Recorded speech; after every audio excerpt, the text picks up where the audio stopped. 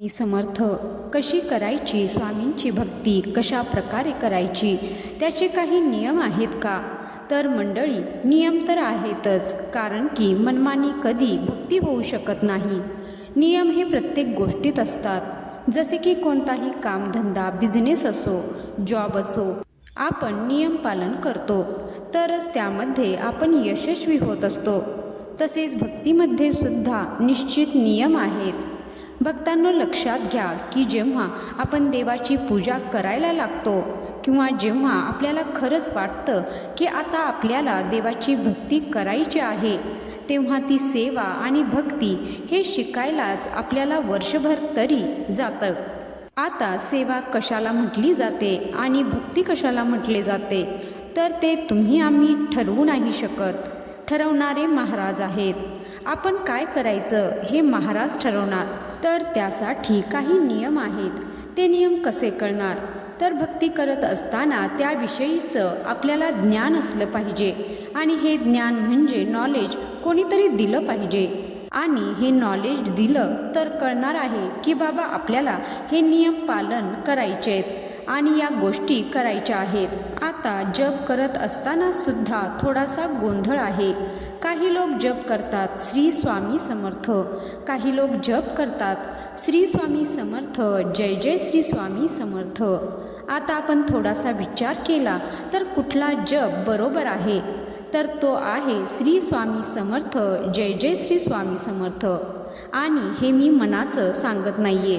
150 वर्षापूर्वी स्वामी सुतांनी याच्यावर एक अभंग पण लिहिलेला आहे. त्यामध्ये असे सांगितले आहे की श्री स्वामी समर्थ, जय जय श्री स्वामी समर्थ, भजन यथार्थ करारे.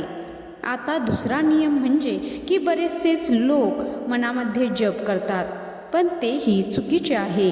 जप करायचा आहे तर किमान स्वतः बोललेलं आपल्या कानापर्यंत तरी ऐकू गेलं पाहिजे. श्री स्वामी समर्थ, जय जय श्री स्वामी समर्थ हा जप का केला पाहिजे? तर जोपर्यंत आपण महाराजांची स्तुती करत नाही, त्यांच्या नावाचा जय जयकार करत नाही, तोपर्यंत आपल्याही जीवनामध्ये जय जयकार होणारच नाही. पण पहिल्यांदा आपल्याला महाराजांचा जय जयकार करायचा आहे.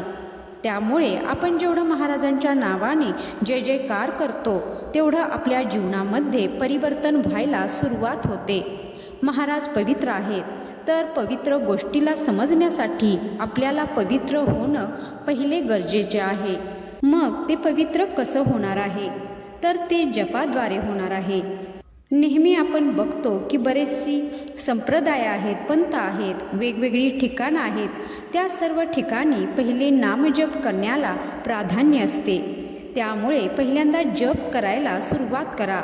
इतर संप्रदायांमध्ये भलेही तुम्हाला नियम नाही सांगणार, वास्तविक जीवनामध्ये भक्तीचा उद्देश काय ते नाही सांगणार, कारण तो उद्देश आपल्याला जपाच्या माध्यमातूनच कळतो. तर मंडळी, जप काय मेडिटेशन आहे बघा.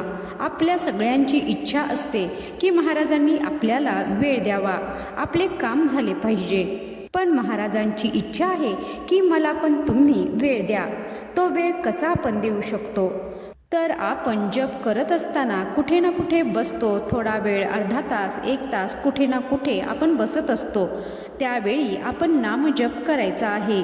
महाराजांना वेळ देणं म्हणजे काय की आपण आपल्या जीवनाचं सार्थक करून घेतो. कारण की महाराज सुटणार नाहीत. बाकी सगळ्या एक एक करून वेळेनुसार गोष्टी सुटत जाणार आहेत. तर त्यामुळे जप करणं म्हणजे काय? पहिलं प्राधान्य हे जप नामाला देणे आणि भक्ती सुरू ठेवणे हे होय. तर मंडळी, तुम्हालाही हा विचार पटला असेल तर कमेंट बॉक्समध्ये जय श्री स्वामी समर्थ, जय जय श्री स्वामी समर्थ लिहायला विसरू नका. तसेच तुमचे विचार याबद्दल काय आहेत ते कमेंटमध्ये तुम्ही लिहू शकता. त्याचबरोबर व्हिडिओ आवडला असेल तर व्हिडिओला लाईक करा, शेअर करा आणि चॅनलवर नवीन असाल तर सबस्क्राईब करा. व्हिडिओ शेवटपर्यंत पाहिल्याबद्दल धन्यवाद. जय श्री स्वामी समर्थ, जय जय श्री स्वामी समर्थ.